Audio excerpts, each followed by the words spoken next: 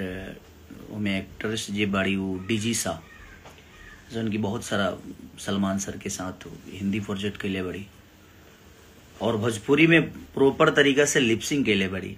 तो खुशी ये बात के बा कि हिंदी के लोग और इतना बड़ा बड़ा लेवल पर काम करे वाला लोग अपना भोजपुरी शब्द के अब भोजपुरी में काम के लिए बा। जैसा कि आप लोग इस वीडियो में देखे कि जो खेसालादो हैं वो लाइव भागते हैं और बोलते हैं अपने गाने के बारे में, प्रमोशन करते हैं और कहते हैं कि एक हीरोइनी का नाम लेते हैं, उसको बोलते हैं कि ये जो है सलमान खान के साथ कई सारे गाने जो है कर चुकी है और वो जो अब है वो हमारे साथ करेगी, यानी भोजपुरी इंडस्ट्री में देखेगी वो एक्ट्रेस जिसका नाम लेते हुए खेसालादो बोले हैं।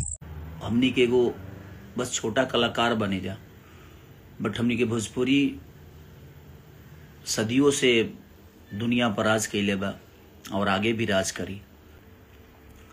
और खुशी बस इसी बात का है कि डीजी शाह जैसे लोग इतने बड़े एक्टर हिंदी के और वो अपने भोजपुरी भाषा पे काम किए हैं और भोजपुरी भाषा के शब्द को उन्होंने गाया है, क्योंकि उसमें कोई फीमेल सिंगर नहीं है।